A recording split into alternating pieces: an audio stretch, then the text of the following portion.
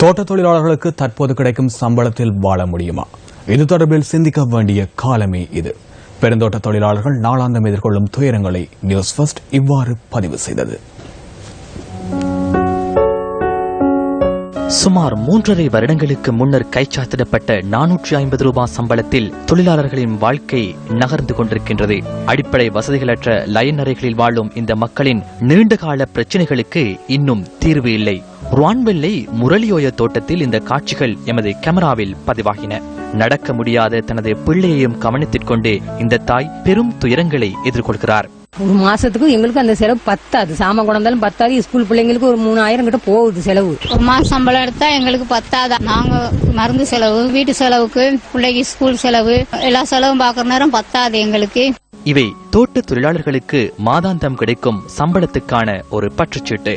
மொத்த ஊதியமாக சுமார் 10,000 ரூபாய் மாதாந்தம் கிடைத்தாலும் அனைத்து கழிவுகளின் பின்னர் சாதாரணமாக ஒரு தொழிலாளிக்கு மாதம் ஒன்றுக்கு 4,000 ரூபாய் அல்லது 5,000 ரூபாவே சம்பளமாக கிடைக்கின்றது.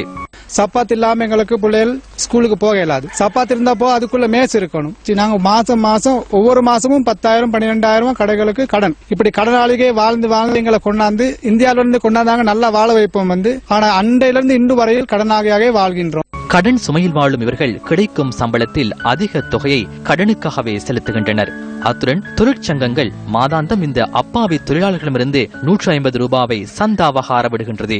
இவ்வாறு இலங்கையில் உள்ள 1,90,000 தொழிலாளர்கள் மூலம் ஒரு வருடத்துக்கு 3.42 பில்லியன் பணம் தொழிற்சங்கங்களுக்கு வழங்கப்படுகின்றது.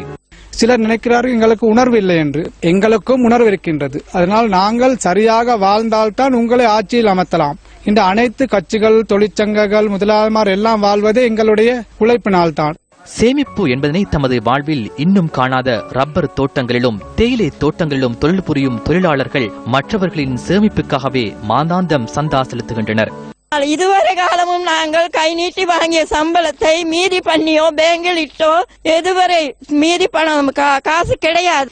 வீட்டுக்கு விருந்தினர் வந்தால் அவர்களை எப்படி கவனிப்பது என்பது எங்களுக்கு தெரியாது. ஒரு செமண்டின் வாங்க போனால் 150 ரூபாய் வேணும். அதை செலவழிக்க போது 40 ரூபாய் பஸ்ஸுக்கு வேண்டும்.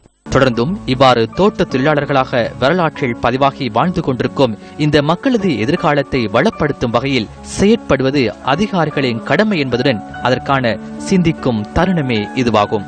தோட்ட தொழிலாளர்கள் நாட்டின் மொத்த தேசிய உற்பத்திக்கு பெருமளவில் பங்களிப்பு வழங்குகிறார்கள். எனினும் தோட்ட தொழிலாளர்களின் வாழ்க்கையில் இன்னும் மகிழ்ச்சியை காண முடியவில்லை. அவர்கள் தொடர்ந்தும் இவ்வாறான லயம் அறைகளிலே வாழ்கின்றார்கள். இந்த பின்புலத்திலேயே இவர்கள் 1000 ரூபாய் சம்பள உயர்வை கோரியிருந்தார்கள். எனினும் அவர்களின் 1000 ரூபாய் கோரிக்கை ஈடேறவில்லை. தொழிற்சங்கங்கள், அரசியல்வாதிகள், அரசியல் கட்சிகள் அப்பாவி தொழிலாளர்களை மீண்டும் ஒரு முறை ஏமாற்றியுள்ளது.